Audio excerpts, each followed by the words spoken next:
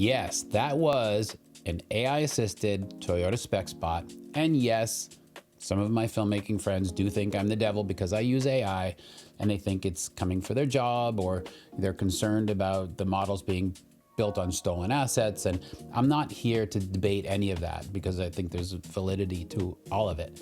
And I do think it's worth a discussion maybe in another episode, but the truth of the matter is AI isn't going anywhere, so hiding from it isn't going to help anybody. So I use it with control, and I use it with taste, because tools are going to evolve. They're going to get better and better and better, but tools will never, ever trump taste. Yum, yum, yum, yum, yum. My name's Dan Pressman. I've been a filmmaker for 20 plus years. I owned a visual effects company out in LA, so none of this is new to me. What is new over the past several years is incorporating AI into that whole process. Some of my more open-minded filmmaking friends and I have been using the tools, testing the tools, pushing them to their limits. So that's what this channel is really all about, is to let you in on some of the stuff I've learned, show you some of the projects and give you breakdowns, and hopefully give you some tips and tricks along the way. So why don't we take a look at the spot that you saw at the beginning, and we can do a little quick breakdown afterwards. And one caveat is that this is not traditional Toyota. This is more of a more cinematic language that I wanted to test out and see how it would work with a brand that otherwise might not do something like this. So let's take a look and we'll chat after. Refinement can be quiet, held in reserve. Beneath the surface, strength waits. When the ground turns hostile and the climb grows steep, when the odds rise against it, Land Cruiser rises with them. Refined in form, relentless in purpose. Land Cruiser, built to rise. Toyota. Let's go places. Okay, let's jump right into the quick breakdown. So first things first, you start with a concept. In this case, it's a spec ad, so I have the freedom to choose any product that I like, and I happen to like the Land Cruiser. And when I think of Land Cruiser, I think of taking it off-road, because that's fun. But just taking it off-road or showing pictures of taking it off-road, that's not all that interesting. So then I thought, oh, what if it could be chasing a chase scene or a race or something with drones and lights and, you know, something very cinematic. So at least that adds a little bit of a story element to it. And then from there, I do a loose shot list. I do not storyboard. I am not a storyboard artist. And even if I was a storyboard artist, I probably wouldn't storyboard when I'm working with AI, because it sort of limits you, because with AI, happy accidents happen and you have to be open to it. I mean, I do create a storyboard with images that I generate over time, but that's after. And before I generate any imagery, I always lock in intent. And in this case, my intent was it should feel like a film trailer, not an ad.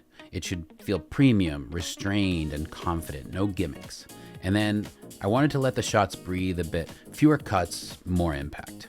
And then you turn that intent into constraints. And that's what keeps the AI from going completely rogue and giving you random stuff that you really didn't ask for. And instead, it will allow you to generate images that will feel consistent and feel like they belong in the same film. So things like camera, lens, movement, time of day, lighting logic, mood, very descriptive language. And there are several tools out there that will help you with that. One of them is Higgsfield Cinema Studio. It allows you to choose a camera body, a lens, focal distance, aperture. There are other tools that allow you to choose from a wider variety of camera packages, but it's very good and it produces very cinematic images, and it's all in the same place, so it's very easy to use. And then they also have something called Shots, and that's what I was alluding to earlier, and it allows you to upload one single image and it will give you 9 images that are from different angles, and it allows you to have what traditionally we would try to get what's called coverage. So it gives you options when you're editing.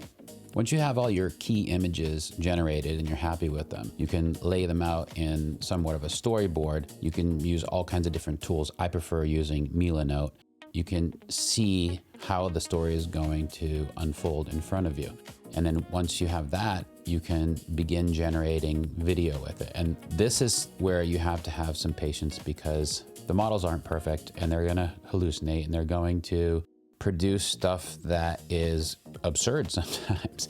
And it's, iteration after iteration until you nail either A, what you love, or B, what you can work with. And a lot of times it's seeing that little nugget through the noise that you can use and going with that. And then from there, it's really just traditional post-production. And for most of it, I'm in Premiere Pro. It's very accessible. So there's things like the edit and pacing of the edit. It's very important. Sound design, music, VO. For sound design, I'm using a combination of Suno sounds, Mirelo Studio. For music, Suno. For VO, 11 Labs. And then the mix I do in Premiere Pro, color grading I do in Premiere Pro. If there's one piece of advice that I could give everybody is, if you haven't spent much time with editing, learn it. Figure out the nuances of it, where to cut in, where to cut out for maximum impact, pacing, rhythm. These things are so vitally important.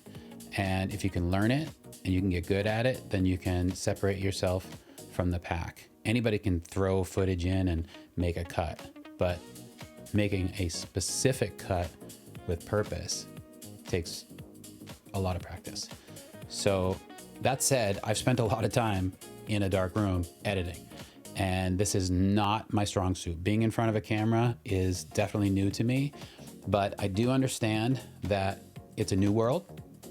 And if you want to help people and you want to get your work out there, this is the way to do it. And this is what I'm doing. And if you are interested in learning, I plan on doing all kinds of things, all kinds of breakdowns, much more detailed breakdowns. And if you want to learn some nuggets, I'd love to have you. And hopefully I'll see you in the next one. Yum, yum, yum, yum, yum, yum.